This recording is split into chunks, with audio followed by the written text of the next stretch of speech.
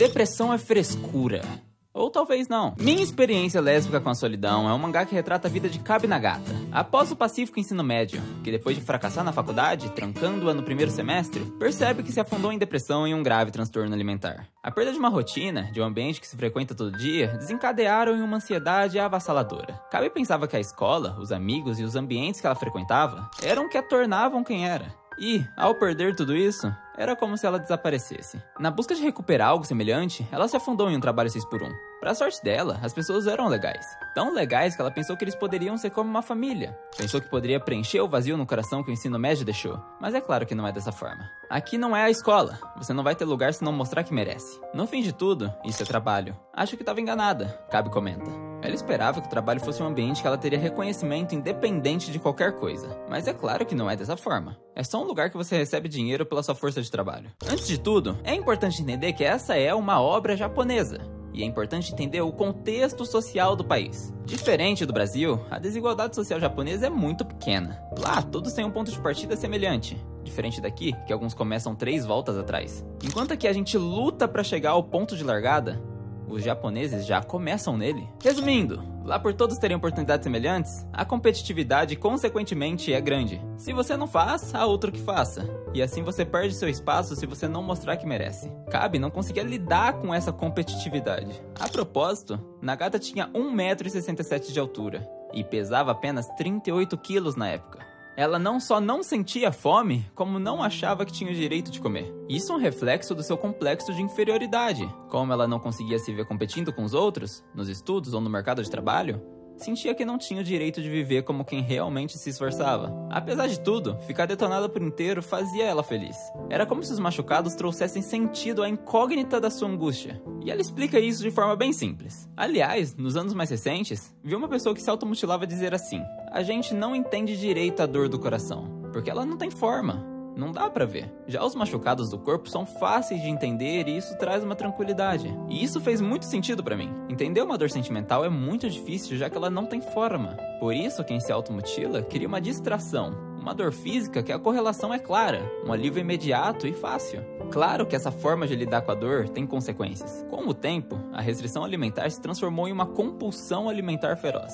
Provavelmente uma resposta do corpo à fome extrema. A compulsão era tão feroz que fazia ela se enfiar na despensa do mercadinho que ela trabalhava e comer o que estivesse para vencer. Até mesmo o miojo cru, de um tipo especialmente duro, que com as mordidas se tingia de sangue. Em um certo dia, pronta para ir pro trabalho, Nagata simplesmente cai no chão, sem sequer conseguir se mexer. Era fadiga. Ela foi demitida no mesmo dia. Ela perdeu o único lugar que conseguiu. Era como se ela tivesse sido lançada em um espaço sideral sem nada para se apoiar. A propósito, Nagata mora com os pais, o que apenas aumentava sua cobrança pessoal. Era como andar sempre com um copo de água cheio na cabeça. Em um dia, um médico disse para Nagata ficar de repouso por um tempo.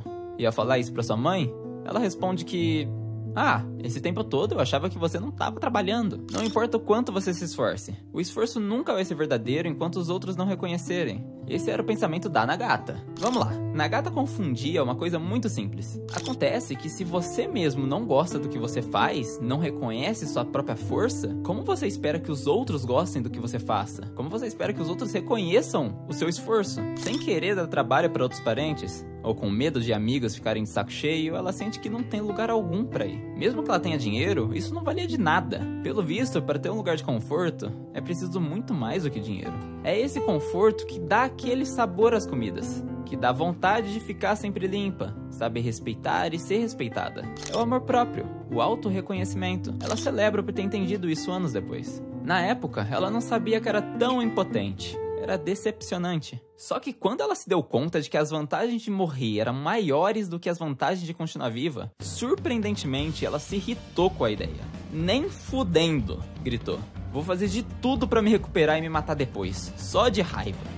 Foi o que ela decidiu. Chega em um ponto tão crucial que ter uma rotina normal de se alimentar 3 vezes ao dia, acordar de manhã e dormir de noite, vira motivo de celebração. Ela não conseguia fazer isso. Ela queria se sentir valiosa, reconhecida, ao menos pelos seus pais. Se ela trabalhasse meio período, mas não é carteira assinada, né? Se ela oferecesse a pagar algumas contas, não precisa. Cansada de ficar em casa, ela decidiu ir atrás de um emprego de verdade. Mas na entrevista, o dono da padaria pergunta: tem alguma coisa que você gosta muito ou que é boa em fazer? E a Kabi responde, eu gosto de desenhar mangá. E ele responde, antes de você começar a falar de mangás, tava estampado no seu rosto. Não sei direito o que vim fazer, mas eu vim mesmo assim. Queremos pessoas que trabalham com essa mesma paixão, entende? Por isso, o melhor que você faz é se dedicar aos mangás. E na hora de ir embora, ela recebe um boa sorte, tô torcendo por você. Kabi sempre teve uma paixão por mangá, desde o ensino médio. Tanto que quando ela entrou na faculdade, ela entrou em uma faculdade de artes. Ninguém nunca tinha chegado a desmotivar a Kabi em relação a desenhar mangá. A fazer a faculdade de artes, os pais dela nunca foram contrários a isso. Mas ninguém também nunca apoiou. E um simples boa sorte foi o suficiente para ela chorar o caminho inteiro até a casa dela. Esse simples incentivo de um desconhecido foi o bastante para ela querer se esforçar. Ao menos um pouco mais. Como forma de finalizar essa saga do trabalho da Kabi, ela tem uma conclusão simples. Ela imaginava que quem trabalhava, os adultos, não se divertiam com nada do que faziam e estavam em um estado de tensão frequente. Mas não. Todos que entrevistaram ela eram sorridentes e todos, apesar da correria do dia a dia, pareciam ter uma tranquilidade no coração. Tranquilidade essa que Kabi não sentia. Ela queria ser uma adulta igual a eles. E para isso, ela teria que superar uma barreira gigante. A parte dela que quer a todo custo orgulhar os pais dela. E isso ela fez. Ficou por 2 anos entrando em concursos de mangás. Até chegou a entrar em um grupo de mangá com outras 2 amigas, mas largou pelo peso na consciência de ser horrível em trabalho em equipe. Até que um dia, ela consegue ter sua obra publicada. Porém, não foi o que ela esperava. Passados 2 anos desde a publicação, a magia acabou por completo. Era um vazio na sua mente. Tanto que ela mal conseguia formular um pensamento lógico. A ponto de nem sequer conseguir ler. Ela pensava que se conseguisse o sucesso, se tornando autora, tudo ia melhorar e dar certo. Havia algo sobre ela mesma que ela ignorou por muito tempo. O desejo de ser abraçada. Eu pulei essa parte da obra, mas resumindo de forma rápida, ela era super apegada à mãe. Ainda é. Ela queria poder fazer isso com outras mulheres, de preferência de maneira sexual. Eu também pulei essa parte, mas resumindo, Kabi é lésbica. Mesmo que ela seja lésbica, ela também não gosta de rótulos. Ela também não gosta de se rotular como mulher. Não que ela não se reconheça como mulher, mas antes de ser reconhecida como mulher, ela quer ser reconhecida como Kabi Nagata. Seja como for, ela quer dar um passo de cada vez. Antes de tentar qualquer coisa, ela quer ser abraçada. E quando ela para pra pensar, essa vontade de querer algo tão simples como um abraço é bem antiga. Quando ela trabalhava de caixa, ela só pensava, pelo amor de Deus, alguém só me abraça. Pode ser qualquer pessoa, só quero um abraço. Como pode ser tão difícil uma coisa que parece tão simples? O que ela sente é carência de afeto. E o que prova isso é quando ela é abraçada fazendo um bico de mascote e não sente nada. Um artigo na internet fala: as adolescentes que experimentam sexo pela primeira vez, na maior parte das vezes se decepcionam com o ato. Mas isso é porque, no fundo, elas não estão buscando sexo. Elas estão buscando alguém que as abracem com carinho, numa cama confortável para dormirem tranquilas. Tudo o que Kabi queria era ser abraçada e se sentir segura. Geralmente é o que as pessoas buscam em relacionamentos. E é exatamente isso que Kabi busca. Saindo um pouco do mangá, antes de qualquer coisa, é bom deixar bem explicado que essa obra é, acima de tudo, resumida em amor próprio. Vamos lá, o que a gente busca em relacionamentos? Geralmente é um porto seguro que às vezes não encontramos em nós mesmos. E com isso, criamos expectativas e o mundo começa a girar em torno de uma única pessoa. E às vezes, você se submete a coisas que talvez não deveria. O que a Kabi quer é um porto seguro, mas não necessariamente precisava ser baseado em outra pessoa. Na realidade, eu pensava que até morreria sem nunca ter qualquer tipo de contato com sexo ou intimidade. Mas aí ela leu a seguinte frase: por eu lembrar da época em que gostava da minha vida, eu não quero me arruinar, quero me valorizar. Fazer isso por mim. E foi um choque. Foi um choque ela perceber que ela nunca foi valorizada por ela mesma. É só parar pra analisar. Você não tem o direito de comer comida. Não te perdoo por ficar sem fazer nada. Como ela era incapaz de ter empatia por ela mesma, não importava o que ela fizesse, ela sempre ia retornar pro início, onde o que você faz não é nada demais. Ela entendeu que precisa aprender a valorizar e cuidar de si mesma, a entender os seus sentimentos. E o que ela precisa entender era sexo. Ela negava sexo, porque sentia que precisava continuar sendo uma criança mimada pelos pais, e que acreditava que não podia perder a imagem que os pais tinham dela. E aí, ela vai atrás de contratar uma prostituta lésbica. Parece bizarro, mas isso foi o gatilho inicial pra ela cuidar dela mesma. Ela se depilou por completo depois de anos.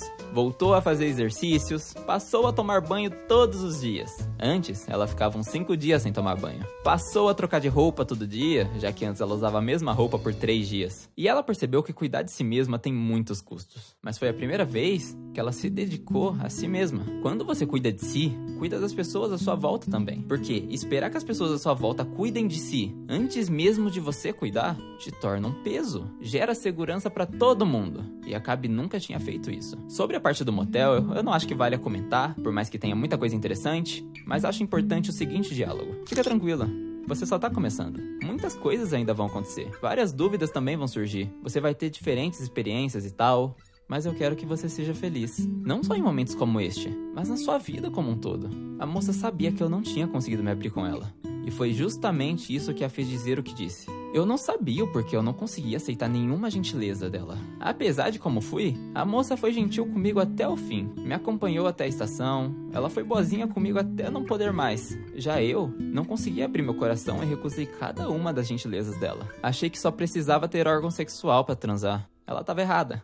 Sexo também é um tipo de comunicação. A Gabi tinha uma visão fetichizada por pornografia e mangás yaois, e quando ela foi fazer sexo pela primeira vez como prostituta, ela viu que não é nada do que ela lia, e percebeu que ela tinha um problema grave em se abrir para outras pessoas. Mas em resumo, Nagata queria ser reconhecida, não por quem os outros queriam que ela fosse, mas por quem ela realmente era. E ela deixa isso claro nas páginas finais. Mais uma vez tive a certeza de que minha dificuldade em me encontrar com pessoas era porque eu sempre queria me mostrar melhor do que eu realmente sou. Lógico, né? Até hoje, eu não era uma pessoa que poderia ser mostrada por aí. Nagata pensou que tudo tinha chegado ao fim quando ela se deu conta de que não sabia escrever histórias boas. Ela voltou a achar que a única saída era se matar. Em quase 10 anos desde que me formei no colegial, pela primeira vez, a alternativa morte deixou de ser uma constante para dar prioridade a outras. Até aquele momento, eu genuinamente achava misterioso como todas as pessoas conseguiam continuar vivendo. Razão para viver, força para viver, o seu lugar no mundo, cada um tem o doce néctar à sua maneira. Quando digo lugar no mundo, não é algo fixo como uma cadeira, mas ele é mutável e sem forma. Sinceramente, ainda não sei se ele fica dentro ou fora de mim. O que ela quer dizer com lugar no mundo, com néctar, é justamente você encontrar esse porto seguro. E esse porto seguro não necessariamente está em relacionamentos, pelo menos não em relacionamentos interpessoais, mas um relacionamento consigo mesmo. Sobre o néctar é uma clara metáfora para o sentido da vida, aquilo pelo qual você vive, pelo qual dá gosto de viver. Lá atrás, na época que eu ainda era alguém decente, quando ainda estava no colégio, o meu néctar era ter amigas que me elogiassem. Por isso, eu tinha presumido que o único jeito de me sentir preenchida era voltando a ter amigos. Diga-se de passagem, o fato de ser tratada como uma adulta normal foram 2 néctares absurdamente doces. Mais uma coisa, eu acho que fazer corpo mole e não conseguir se esforçar são 2 coisas diferentes. Quando você não se esforça no trabalho, apesar de estar lambendo o doce néctar, isso é fazer corpo mole. Só que se você não tem ainda o doce néctar e não consegue se esforçar porque tá de barriga vazia, é porque não tá cuidando de si mesmo. Os momentos em que eu não tinha forças nem pra me mexer eram momentos em que eu mais deveria cuidar de mim. Bom, mas se eu ficar me preocupando com a parada cardíaca da parentada, nunca que eu vou conseguir criar algo interessante, né? Portanto, eu parei de me preocupar em matar meus parentes do coração. Pra começo de conversa, enfim me dei conta de que a imagem de adulta responsável idealizada pelos meus pais é diametralmente diferente da adulta que eu quero ser. Por isso, para que eu possa fazer as minhas obras enquanto eu mesma, devo deixar de agir para agradar meus pais e, principalmente, parar de fazer esforços desnecessários com esse intuito. Mesmo que as coisas não deem tão certo quanto eu gostaria, sinto que eu posso fazer muito melhor do que eu tenho feito. Não é ficando com medo de desagradar os meus pais que eu vou conseguir viver a minha vida.